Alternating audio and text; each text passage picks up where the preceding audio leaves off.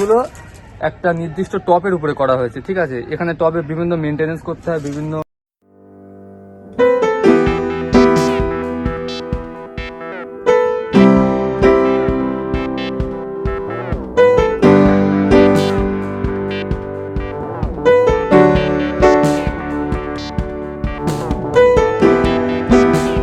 Hello everyone, this is my first experience.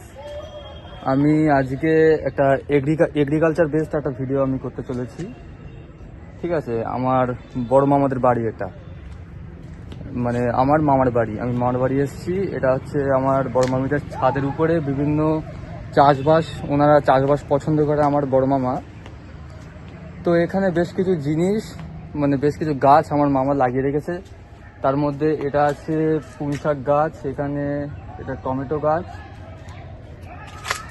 সব থেকে মূল বিষয় এটা যে এই সমস্ত চাষবাসগুলো একটা নির্দিষ্ট টপের উপরে করা হয়েছে, ঠিক আছে। এখানে টবে বিভিন্ন মেনটেনেন্স করতে হয়, বিভিন্ন সার পার, এটা ওটা, বিভিন্ন কীটনাশক পদার্থ, জৈব সার, এই সমস্ত দিয়ে চাষবাসগুলো করা হয়। কারণ একটা গাছ যখন মাটিতে লাগানো হয়, মাটি থেকে বিভিন্ন উপাদান সেই গাছটা আর কি পায়। কিন্তু একটা গাছ যখন টপের উপর থাকে, তো মাটির যে সমস্ত গুণাগুণ সেগুলো আর কি ওই গাছটা পায় না, ঠিক আছে।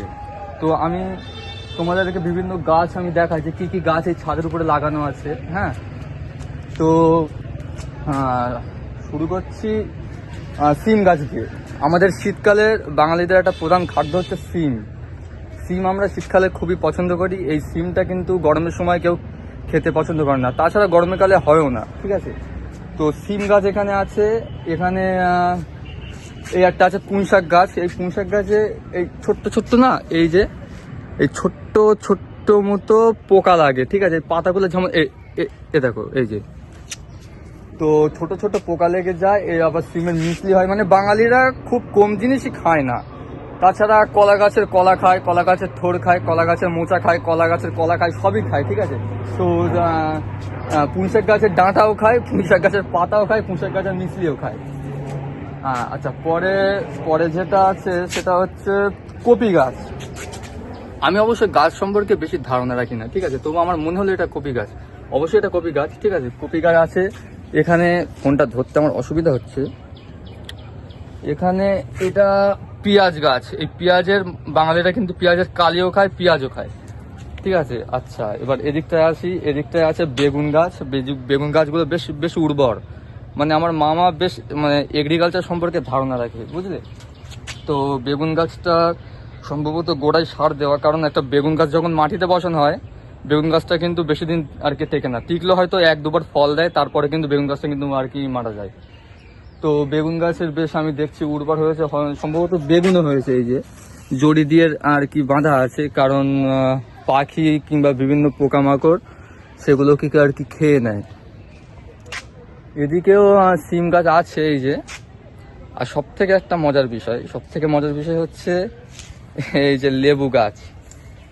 লেবু গাছটার বেনিফিট, এই লেবু মানে অল্প চাপলে অনেকটা রস বেরোয়, ঠিক আছে। অন্য অন্য যে সমস্ত গন্ধরাজ লেবু, ওগুলো অনেকটাই চাপলে রস পাওয়াই যায় না। কিন্তু এই যে ছোট ছোট যে সমস্ত লেবুগুলো হয় না, যখন হলুদ হয়ে যায় তখন অল্প চাপলে অনেকটা রস বেরোয়। আর তাছাড়া এই লেবু গাছটা হচ্ছে 12 মাসে লেবু গাছ, মানে 12 মাস, এভরি ইয়ার ফল দেবে, এভরি ইয়ার, যতদিন গাছটা আপনি বাঁচিয়ে রাখতে পারবেন, সেটা হোক সার দিয়ে, হোক কৃত্রিমভাবে, হোক প্রাকৃতিকভাবে।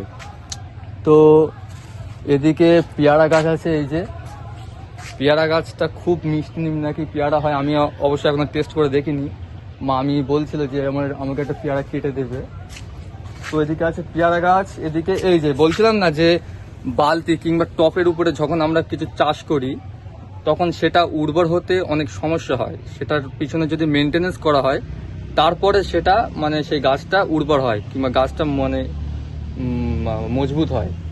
তো এই যে একটা ঝাল গাছ, ঝাল গাছটার অবস্থা আমার মতোই প্রায়। এই যে একটা ঝাল হয়েছে, এর এখনো সারটা দিতে হবে, তারপরে গাছটা উর্বর হবে, সতেজ হবে গাছটা। এদিকেও আমি দেখতে পাচ্ছি, এদিকেও এটা সিম গাছ। এই যে সিম গাছ, একটা একটা ঝাল গাছ আছে। ঝালটা হচ্ছে পুরো কমলা ফুলের মতো, ফুলের কুড়ি যেমন হয় ঠিক সেরাম। এই যে একদম ছোট্ট ছোট্ট, একদম ছোট্ট ছোট্ট ঝাল, একদম কুড়ি কুড়ি মতো ঝাল একদম। তারপর এদিকে একটা সোলার প্যানেল বসানো আছে আমাদের বড় মামিদের।